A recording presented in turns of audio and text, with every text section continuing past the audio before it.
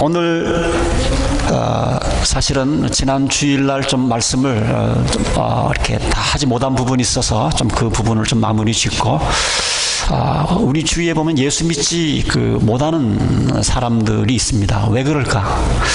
이것은 지금뿐만이 아니고 예수님 당시에도 예수를 믿지 못하는 그런 사람들이 있었습니다. 그래서 오늘 한번 예수를 믿지 않는 그런 이유가 무엇일까 한번 좀 생각을 하기를 원합니다. 지난주에 말씀드린 것처럼 우리가 신앙생활을 하다 보면 마음속에 가끔 신앙에 대한 그 의심, 의문점 갖는 거, 이거는 지극히 정상적인 거라고 제가 말씀을 드렸습니다. 그래서 그렇게 마음에 의심이 올 때 이제 그것을 어떻게 우리가 처리하느냐, 이게 중요하지. 여러분들이 신앙생활 하다 보면 on and off, 여러분들이 정말 하나님은 살아계신 하나님인가, 정말 내 죄가 완전히 예수 그리스도의 보혈로 다 씻음을 받은 것인가, 내가 죽으면 정말 천국 가는 게 확실한가, 이런 생각이, 의심이 들 때가 있습니다. 그래서 우리가 믿음이 참 중요하다고 말씀을 드렸어요. 그래서 믿음이 참 귀한 겁니다. 나에게 이런 귀한 믿음을 주셨다고 하는 것, 이게 하나님의 큰 축복 가운데 하나이지 않겠는가, 우리가 생각을 해볼 수가 있습니다. 그럼에도 불구하고 우리가 그 믿음에는 또 우리가 결정해야 될 그런 그 부분들이 있습니다. 많은 분들은 그냥 세월이 지나다 보면 예수님을 구세주와 주님으로 영접하지 않을까 생각하시는 분들도 있지만, 많은 부분들은 또 우리가 예수를 믿기로 여러 가지 증거가 있고 여러 가지 그런 보여지는 것이 있고, 하나님께서 역사하실 때 또 나도 거기에 반응을 해서 결정을 해야 그 믿음을 우리가 가질 수 있고, 그 믿음을 지킬 수가 있고, 그 믿음을 키워나갈 수가 있는 것입니다. 자, 어쨌든 우리가 믿음에 어떤 의심이 생길 때에, 신앙의 의심이 생길 때에, 지난주일 좀 세 가지로 말씀을 드렸습니다. 침례 요한이 예수님에 대해서 뭐라고 말씀을 했는가? 침례 요한, 약 400년 만에 나타난 예언자가 예수님에 대해서 뭐라고 얘기를 했는가? 그 얘기를 한번 잘 살펴보아라. 그러면 내가 누구인지 너희들이 알게 될 것이다. 그것도 못 믿겠느냐? 그러면 내가 그동안 하나님의 아들로서 그동안 너희들에게 보여주었던 여러 가지 그런 이적과 기사들을 한번 보아라. 이게 보통 사람이 할 수 있는 일인가? 우리가 오늘 읽은 그 본문의 그 전장에 보면 38년 된 병자를 고쳤습니다. 38년 된 병자. 그 외에도 지금까지 예수님께서 여기서 말씀하신 이전까지 하셨던 그런 일들이 많이 있습니다. 그 다음에 세 번째로, 또 우리가 예수 그리스도를 나의 구세주와 주님으로 영접하게 될 때에 내 안에 계신 성령께서 우리들에게 계속 말하고 있지 않는가? 너는 하나님의 자녀다. 너는 내 딸이고 내 자녀이고 내 아들이고 너는 구원받은 게 확실하다라고 우리들에게 성령님을 통해서 계속 우리들에게 확증을 해주고 있는 이 음성을 들어라, 이렇게 예수님께서 말씀하시고, 그 다음에 오늘 네 번째로 가장 중요한 겁니다. 오늘 네 번째로 사실은 우리가 읽은 말씀입니다. 우리 예수님께서 말씀하시는 것은 뭐냐면, 가장 중요한 게 뭐냐, 성경이 나에 대해서 증언하고 있지 않는가. 성경이 39절 다시 한번 읽어드립니다. 너희가 성경에서 영생을 얻는 줄 생각하고 성경을 연구하거니와 이 성경이 결국은 나에 대한 얘기다. 나에 대한 얘기. 그걸 보지 못하느냐? 우리가 갖는 믿음의 실체, 정말 하나님은 살아계시며 예수님께서는 우리 죄를 위해서 돌아가셨으며, 우리 인생이라고 하는 것은 죽음으로 끝나지 아니하고 우리가 죽음이라는 관문을 지나고 나면 영원한 천국과 영원한 지옥으로 갈린다고 하는 이런 모든 것이 성경에 쓰여져 있지 않는가. 그 성경에 있는 그 하나님의 말씀을 믿고 우리가 쫓아가야 된다. 오늘 예수님께서 그렇게 하고 있습니다. 저는 정말 침례교 목사가 된 게 너무너무 자랑스럽습니다. 다른 것이 아니고 침례교는 오직 성경입니다. 어떤 신학 사조나 어떤 신학이나 이거 아닙니다. 우리 침례교인들은 정말 성경을 사랑해요. 성경밖에 모릅니다.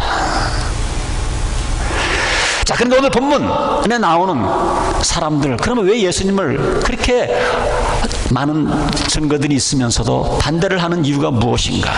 자, 참 아이러니하죠. 성경에 어긋나는 짓을 예수님께서 지금 하고 있다, 이겁니다. 전체 큰 그림을 보지 못하고 어떤 한 부분을 보면서 성경에 어긋나는 짓을 예수님이 하고 있다. 그래서 예수님께서 하신 말씀이 뭐냐면 너희가 성경에서 영생을 얻는 줄 생각하고 성경을 상고하거니와 이 성경이 곧 내게 대하여 증거하는 것이로다. 그러나 너희가 영생을 얻기 위해서 내게 오기를 원하지 아니한다. 지금도 성경에서 예수님이 누구인지를 말씀을 하고 있지만 다 읽고 설교도 여러 번도 하지만 아직도 우리 주위에 보면 주님 앞으로 오기를 꺼려하는 사람들이 많이 있습니다. 오늘 특별히 본문에 나오는 이 유대인들은 예수님을 왜 반대를 했습니까? 특별히 모세의 계명을 어긴다고 생각을 했기 때문에 예수님을 심하게 반대했던 것을 봅니다. 특별히 38년 된 병자를 고쳤을 때에 무슨 날이었냐면 안식일 날이었어요. 안식일 날. 안식일에는 이 일을 하지 말라고 그랬는데 어떻게 병자를 고치는, 그러니까 이 성경을 잘못 해석한 거죠. 이걸 가지고 트집 잡고 있습니다. 45절에는 주님께서 이렇게 말씀하십니다. 내가 너희를 아버지께 고소할까 생각하지 말라. 너희를 고소하는 이가 있으니 곧 너희가 바라는 자 모세니라. 모세를 믿었다고 그러면 또 나를 믿어야 되지 않겠는가? 왜 모세는 믿으면서 나는 믿지 못하는가? 모세가 지금 얘기하고 있는 게 지금 나에 대한 얘기인데 왜 이렇게 하나만 보고 여러 가지 큰 그림을 그리지 못하는가? 오늘 예수님께서 말씀하신 내가 누구인지를 확실하게 알 수 있는 것은 성경의 말씀입니다. 성경의 말씀. 근데 여러분들 한번 정말 성경을 얼마만큼 진지하게 읽으셨는지 모르지만 성경을 읽어보시면 성경은 정말 이 사람이 조작해서 쓸 수 없다라는 것을 성경을 읽는 순간, 성경을 진지하게 읽는 순간 여러분들이 금방 느끼실 수가 있습니다. 어떤 분들은 그래요. 목사님 성경에 너무 틀린 게 많은데요, 말이 안 되는 얘기가 많은데요, 비과학적인 얘기가 많은데요, 이렇게 얘기를 합니다. 그래서 제가 물어봅니다. 그럼 구체적으로 뭐가 비과학적이라고 생각을 하고 뭐가 모순되냐고 물어보면 얘기를 못해요. 그냥 성경 읽어보지도 아니하고 들은 풍월로 그냥 그렇게 짐작을 하는 거예요. 짐작을 하는 겁니다. 목사님 성경에 모순이 있어요. 그럼 무슨 구절이 이렇게 모순이 됩니까? 이렇게 보면 얘기를 하지를 못합니다. 그냥 막연한 생각을 하고 있는 겁니다. 그냥 성경에 대한 자기가 가지고 있는 그런 선입관을 얘기를 하고 있는 겁니다. 그런 분들에게 제가 늘 도전을 합니다. 진지하게 시간을 내어서 한번 성경 말씀을 읽어보십시오. 그리고 저랑 한번 얘기를 한번 해보십시다. 그러나 많은 경우에는 성경 읽지 아니하고 그냥 들은 풍월로 성경에 대해서 이러쿵저러쿵 얘기할 때가 참 많이 있습니다. 그러나 정말 여러분들이 글을 알고 그래서 성경을 한번 직접 읽어보시면 이거는 정말 하나님이 영감을 주셔서 사람이 쓴 책이다 하는 것 읽는 순간 바로 느끼게 되어 있어요. 정상적인 사람이라고 그런다면. 여러분, 성경은 정말 신비한 책입니다. 우리가 성경을 정말 사랑하셔야 돼요. 사람의 생각대로 도저히 쓸 수 없는 게 성경입니다. 제가 한 몇 달 전에 우리 정 목사님 부부하고 저희 부부하고 바이블 뮤지엄 성경 박물관을 하루 종일 좀 시간을 내서 좀 다녀왔습니다. 그러면서 우리 교인들도 물론 영어로 되어 있긴 하지만 그래도 와서 보면 이 성경이 어떻게 기록되어졌고 어떻게 보존되어졌고 어떻게 지금까지 우리 손으로 들어왔는지 이것만 봐도 큰 은혜가 되지 않겠는가. 제가 한번 날짜를 잡겠습니다. 정말 시간 내셔서 한번 우리가 그 바이블 성경 박물관을 가서 보시면 이야, 놀랍다, 신비스럽다 이런 얘기를 하지 않을 수가 없습니다.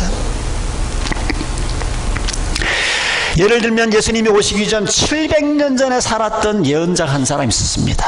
70년 전이 아니고요, 700년 전에 살았던 예언자 하나 있었는데 이 사람 이사야입니다. 많이 있지만 그 중에 한 사람 이사야. 자, 이사야는요 예수님이 오시기 전에 700년 전에 살았던 인물입니다. 그런데 이분이 그렇게 오랜 적에 나중에 오실 예수 그리스도에 대해서 한 구절도 아니고 여러 구절 증언을 했는데요, 무릎을 칠 수밖에 없어요. 우리 미국 역사가 얼마 됐습니까? 한 1977년 76년 7월 4일이니까 200년 좀 넘었습니다. 그런데 이사야가 예수님에 대해서 기록할 때는 700년 전이 700년 전. 미국 역사의 거의 3배가 되는 이런 오랜 세월에 살았던 이사야는 이런 글을 남겼는데요, 한번 이사야가 예수님 이 땅에 오시기 전에 700년 전에 이 글을 하나님의 그 감동을 주셔서 썼다 생각을 하시고 한번 읽어보시길 바랍니다. 제가 좀 읽어드릴까요? 우리가 전한 것을 누가 믿었느냐?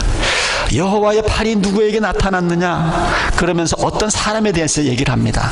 그는 주 앞에서 자라나기를 연한 순 같고 마른 땅에서 나온 줄기 같아서 고운 모양도 없고 풍채도 없은즉 우리가 보기에 흠모할 만한 아름다운 것이 없도다. 겉으로 보기에는 별로 남과 다를 게 없는 평범한 사람에 대해서 이야기하고 있습니다. 그 다음에 이제 그 사람이 어떻게 삶을 살았는가? 3절에 이런 얘기가 나옵니다. 그는 멸시를 받아 사람들에게 버림받았으며 간고를 많이 겪었으며 질고를 아는 자라. 마치 사람들이 그에게서 얼굴을 가리는 것 같이 멸시를 당하였고 우리도 그를 귀히 여기지 아니하였도다. 와, 여러분들 놀랍지 않으세요? 예수님 오시기 전 700년 전에 이사야가 쓴 글입니다. 계속 이렇게 이어집니다. 그는 실로 우리의 질고를 지고 우리의 슬픔을 당하였거늘 우리는 생각하기를 그는 징벌을 받아 하나님께 받으며 고난을 당한다 하였노라. 그 다음 말씀 보세요. 그가 찔림은 우리의 허물 때문이요 그가 상함은 우리의 죄악 때문이라. 그가 징계를 받음으로 우리는 평화를 누리고 그가 채찍에 맞음으로 우리는 나음을 받았도다. 우리는 다 양 같아서 각기 제 길로 갔거늘. 유명한 구절이죠. 여호와께서는 우리 모두의 죄악을 예수님께 그에게 담당시키셨도다. 그가 곤욕을 당하여도 괴로울 때도 그의 입을 열지 아니하였으며 마치 도수장으로 끌려가는 어린 양과 털 깎는 자 앞에서 잠잠한 양같이 그의 입을 열지 아니하였도다. 그는 곤욕과 신문을 당하고 끌려갔으나 그 세대 중 누가 생각하기를 그는 살아있는 자들의 땅에서 끊어지면 마땅히 형벌 받을 내 백성의 허물 때문이라 하였으리요. 그는 강포를 행하지 아니하였고 그의 입에 거짓이 없었으나 그의 무덤이 악인들과 함께 있었으며 그가 죽은 후에 부자와 함께 있었도다. 700년 전에 아리마대 요셉 부자와 함께 있었도다. 누구 얘기입니까 이게? 우리 예수님 얘기 아니에요? 예수님이 오신 다음에 이런 글이 쓰여졌다 그러면 우리는 얼마든지 그런 것은 이론적으로 쓸 수 있다고 이야기할 수 있지만 예수님이 오시기 전에 수백 년 전에 이런 것이 예언되어 있고요. 이런 글이 쓰여졌습니다.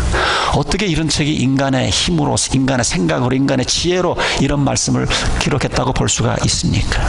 여러분, 우리 성경은요, 창세기부터 요한계시록까지 하나님의 말씀입니다. 믿으시면 한번 아멘 하시기 바랍니다.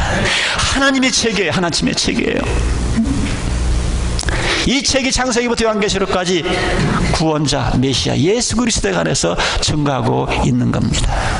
예수님께서는 하나님으로서 인간으로 오셔서 우리가 받아야 할 천벌을 대신 다 받으시고 이분이 죽음을 이기시고 부활하셔서 이제는 이 사람을 믿는 모든 사람은 하나님의 자녀가 되고 예수님께서 죽으시고 부활하신 것처럼 우리도 언젠간 죽지만 다시 예수님처럼 부활하실 것이다. 성경은 그렇게 얘기를 하고 있습니다.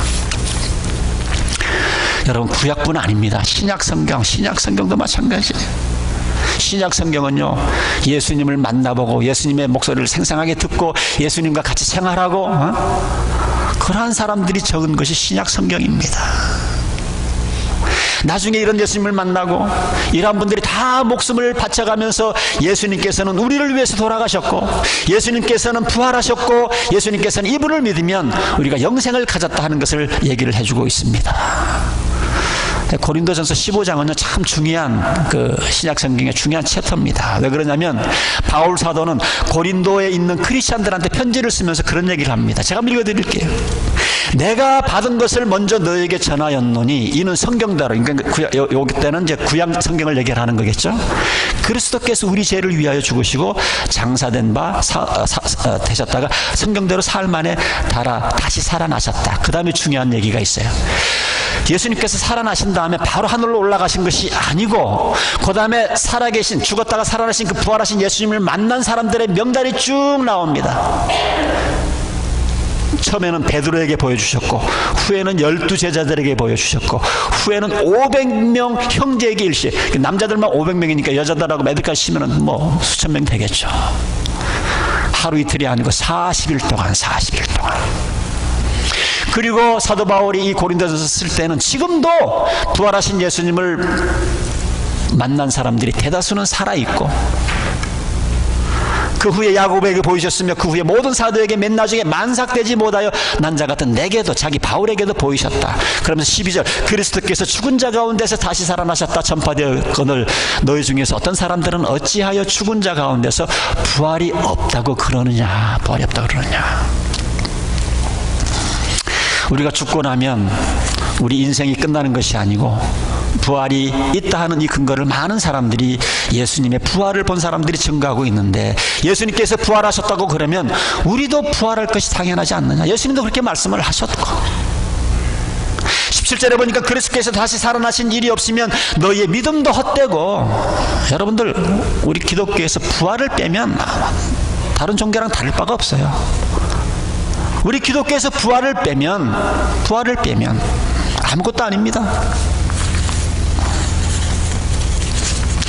17절에도 그런 얘기를 한 겁니다. 그런 얘기를 하고 있는 겁니다. 그리스도께서 다시 살아나신 일이 없으면 너희의 믿음이 헛되고 너희가 여전히 죄 가운데 있을 것이요. 19절에 보니까 만일 그리스도 안에서 우리가 바라는 것이 다만 이 세상의 삶을 뿐이면, 우리같이 기독교인처럼 불쌍한 사람들이 어디 있어요.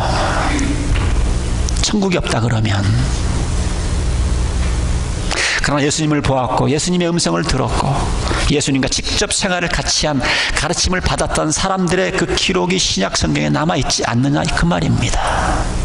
이분들이, 예수님께서는 하나님의 아들로서 세상에 오셔서 정말로 이분은 우리 죄를 위해서 돌아가셨고 부활하셨고 지금도 우리와 함께 더불어 살아 계신다고 지금 증언하고 있지 않는가. 이런 내용들이 다 기록되어 있는 게 성경입니다. The Bible. 성경입니다. 우리에게는 흔들 수 없는 많은 증경들이 있습니다. 성경이 성경. 그래서 여러분들 가장 좋은 방법은, 믿음에 의심이 생길 때는 성경으로 돌아가시면 됩니다. 성경으로. 그래서 여러분들 성경 공부반 시간 지키셔서 들어가시고 열심히 공부하시고, 제가 가끔 각 성경 공부반을 들어가지는 않지만 이렇게 쭉 한 번씩 훑어봅니다. 정말 교사들이 열심히 준비해서 가르치시고 반원들이 아주 진지하게 말씀을 듣는 가운데, 여러분들 지금 우리가 공부하는 그거죠. 8년간 공부하시면 성경 창세기부터 구약까지 다 뜨게 되어 있습니다. 얼마나 감사한지 몰라요. 우리 이도지 목사님 지금 일본에 가고 계신데요. 그동안 여기서 가르쳤던 그걸 다 가지고 가셔서 지금도 가르친다고 그럽니다. 너무 좋은 자료라고 말씀을 하셨어요. 성경 공부 중요합니다. 성경을 통해서 말씀하여 주시는 그 하나님의 증언에 귀를 기울이셔야 돼요. 우리가 신앙생활하다 보면 반드시 믿음의 의심이 올 때가 있습니다. 그때는 가장 중요한 것은 성경으로 다시 Back to the Bible, 성경으로 돌아오는 겁니다. 성경으로 돌아오는 겁니다.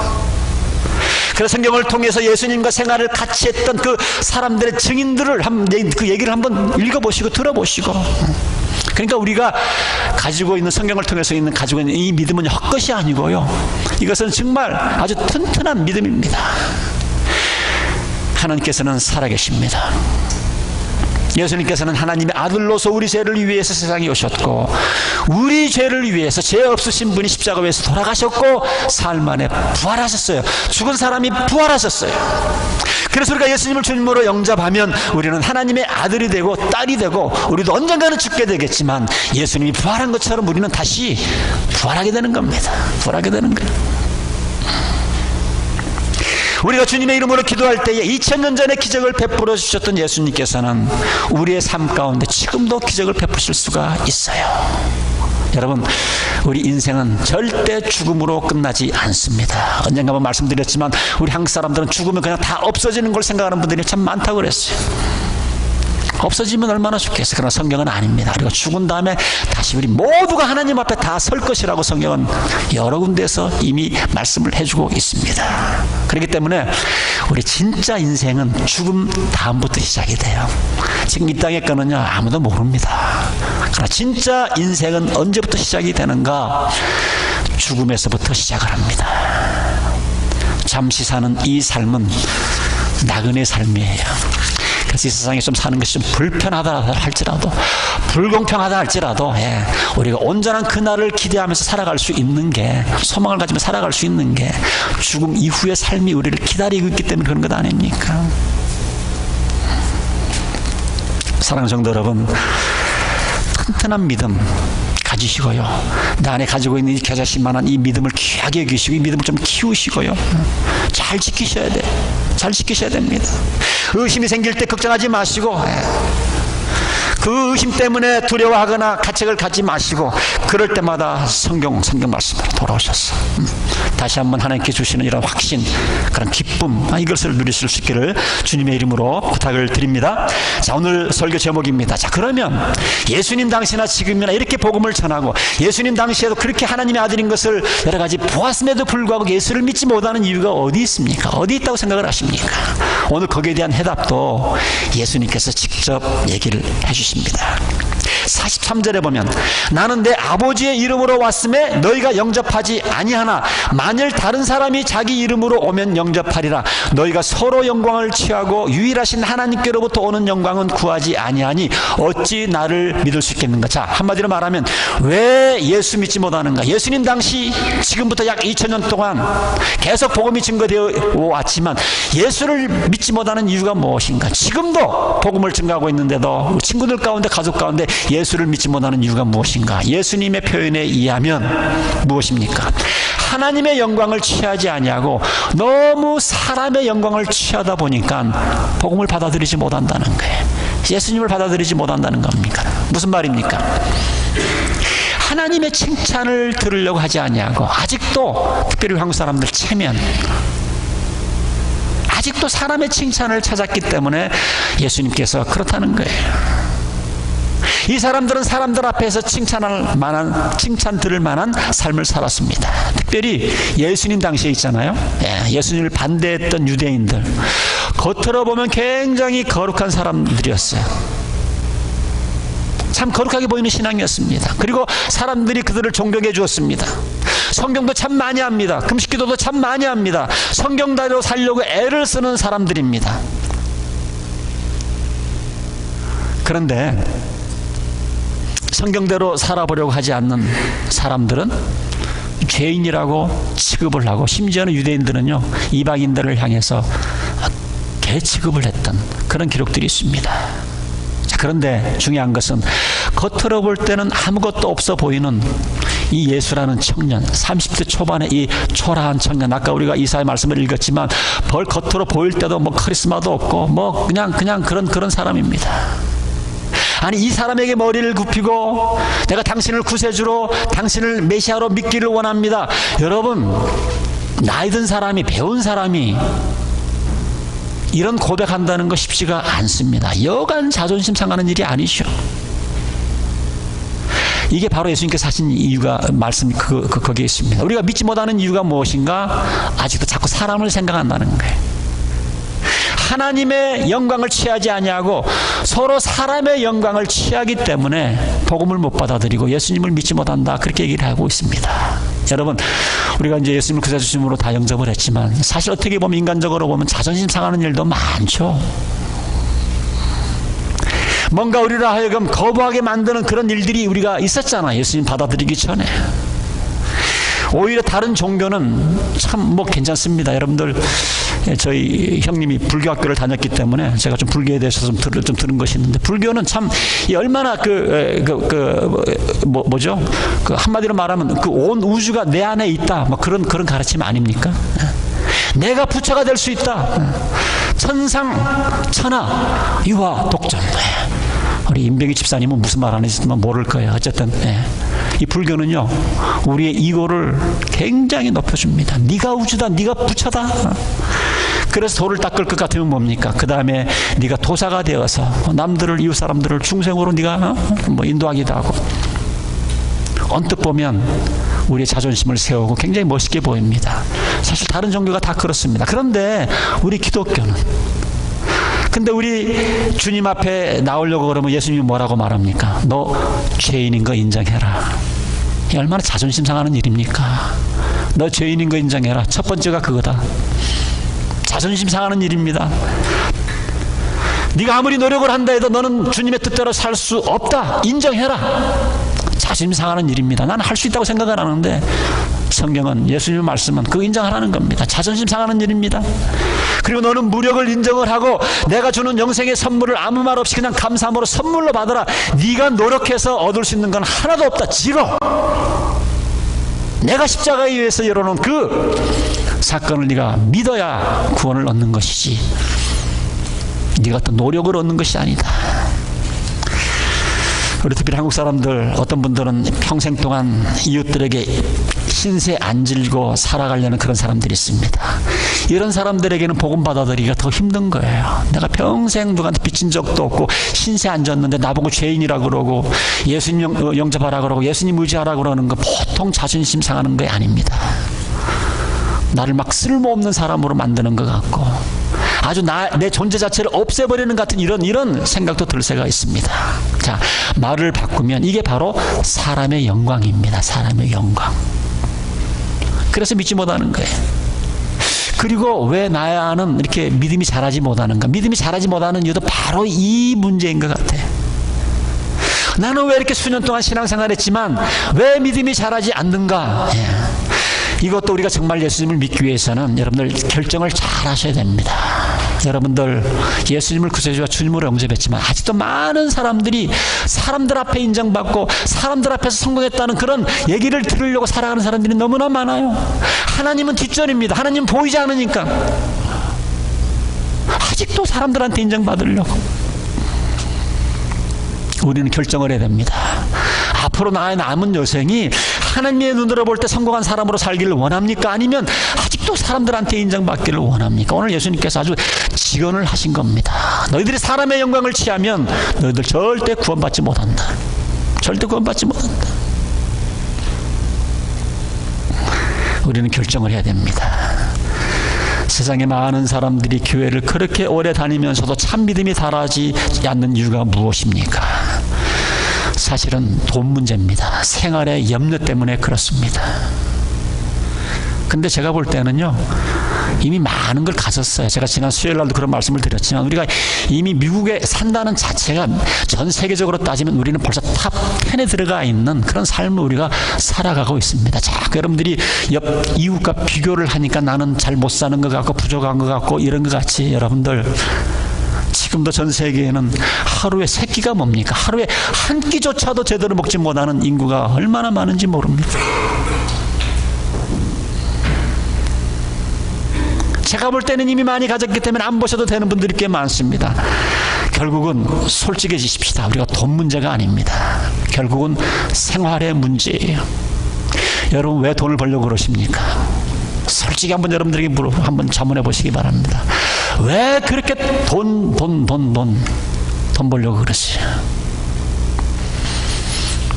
돈을 좀 벌어야 남이 나를 인정하지 않냐, 그죠?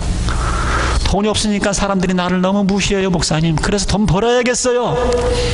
이거 여러분 하나님의 영광을 취하는 것이 아닙니다. 사람의 영광을 여러분들이 지금 취하고 있는 거예요. 사람들이 성공했다는 사람들을 제일 쉽게 얘기할 수 있는 게 돈입니다. 아니면 학위, 아니면 명예. 그 중에서 가장 큰 게 돈인 것 같아요. 그래서 돈이라는 것이 이제는 내가 돈을 갖고 무엇을 사냐 이런 것이 아니고 이거는 내 성취감과 관계가 있고, 내가 돈을 얼마 가지고 있어야 이것이 내 성공하고 있다는 것이 척도가 되기 때문에 그냥 버는 거예요. 그냥 돈을.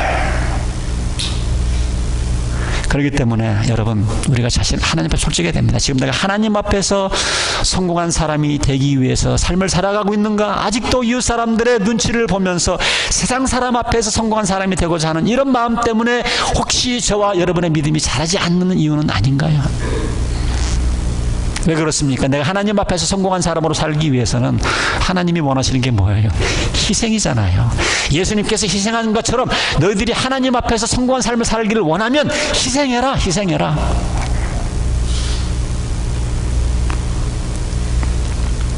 그러나 여러분들이 정말 믿음을 갖기 원하면, 믿음이 자라기를 원하면 정하셔야 됩니다.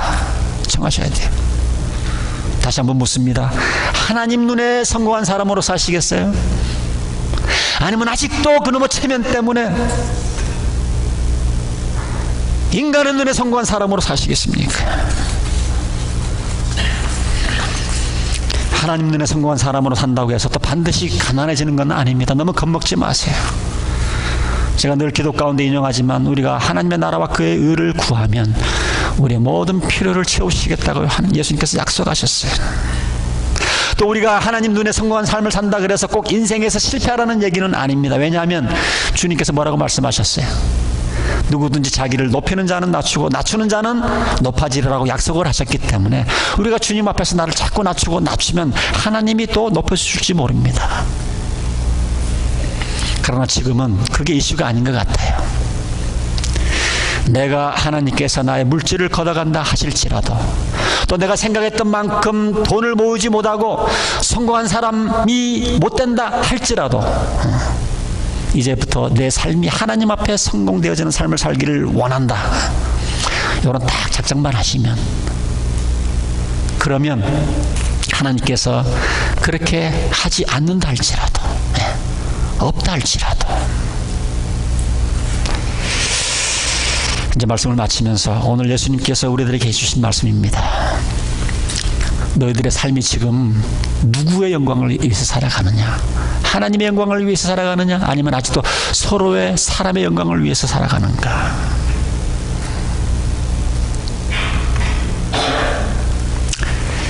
혹시 여러분들 그동안 신앙생활 하시면서 신앙생활 제자리 걸음 하시는 분들도 바로 이 문제가 해결되지 않냐면 계속해서 제자리 걸음 신앙생활 밖에 할 수가 없습니다. 2018년도도 이제 달력이 2장밖에 남지 않았습니다. 가을입니다. 우리의 신앙생활을 점검하기 참 좋은 계절입니다. 하나님 앞에서 성공한 삶을 살기를 원하십니까? 아니면 세상 사람들 눈에 성공한 삶을 살아가기를 원하십니까? 기도하겠습니다.